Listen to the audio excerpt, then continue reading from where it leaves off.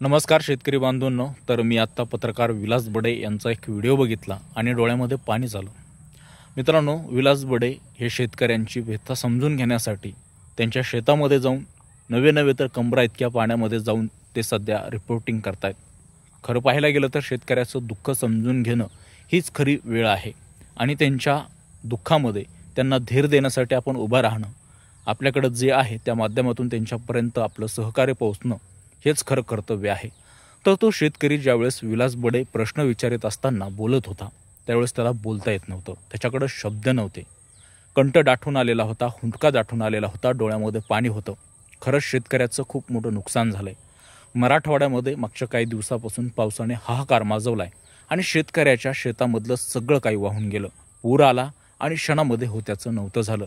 ज्यावेळेस हा शेतकरी विलास बडे सरांना सांगत होता, व्यथा मांडत होता, त्यावेळेस त्याला सांगता येत नव्हतं, शब्दच फुटत नव्हते, कारण शब्दच शिल्लक राहिले नाहीत।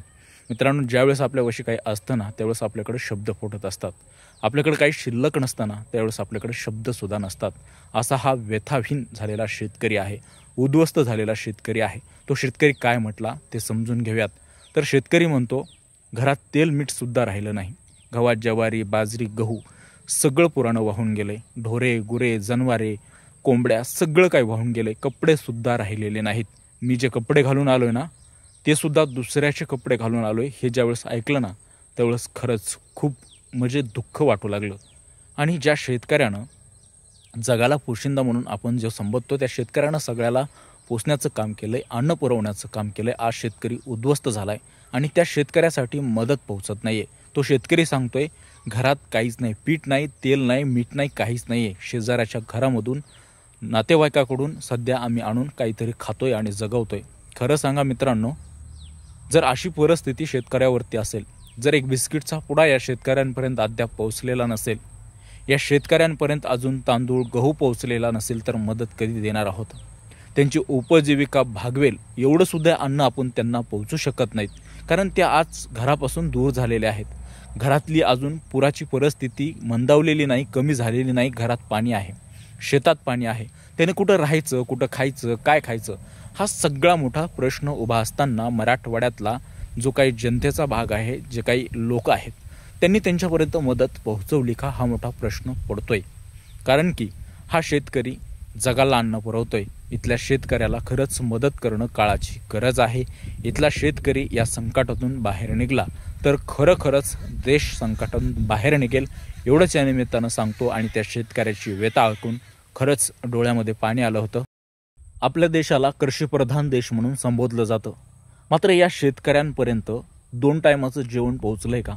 हा शेतकरी पुराने ग्रस्त झालेला आहे। शेतकऱ्यांच्या शेतात घरात पाणी घुसलंय, त्यांना 2 वेळेच्या अन्नाची आणि आसराची गरज आहे, मात्र खरंच ही मदत पोहोचली आहे का? नुकसान भरपाई कधी मिळणार हा तर मोठा प्रश्न आहेच, मात्र आज जी गरज आहे ना ती गरजसुद्धा सरकारने पूर्ण केली आहे का, हा मोठा प्रश्न या निमित्तानं उपस्थित होतोय। सरकारने किमान 2 वेळेचं जेवण आणि राहण्याची व्यवस्था करणं तरी गरजेचं आहे। ज्या ठिकाणी अशी परिस्थिती उद्भवलेली असेल ना तर तिथल्या शेतकऱ्याला नक्की मदत पोहोचली पाहिजे, सरकारने देखील केली पाहिजे आणि आपण देखील केली पाहिजे, कारण आपलं देखील हे कर्तव्य आहे। सरकार तर आपल्याला माहिती आहे कसं आहे, सरकार मदत करायला कधीही उशीर करतं, त्यामुळं आपण तरी मदत केली पाहिजे। या शेतकऱ्यांना या संकटातून बाहेर काढलं पाहिजे आणि लवकरात लवकर ओला दुष्काळ जाहीर करून मराठवाड्यातल्या शेतकऱ्यांना मदत दिली पाहिजे। 50,000 रुपये एकरी मदत दिली पाहिजे, अशी मागणी ही शेतकऱ्यांची रास्त आहे आणि ही मागणी पूर्ण झालीच पाहिजे।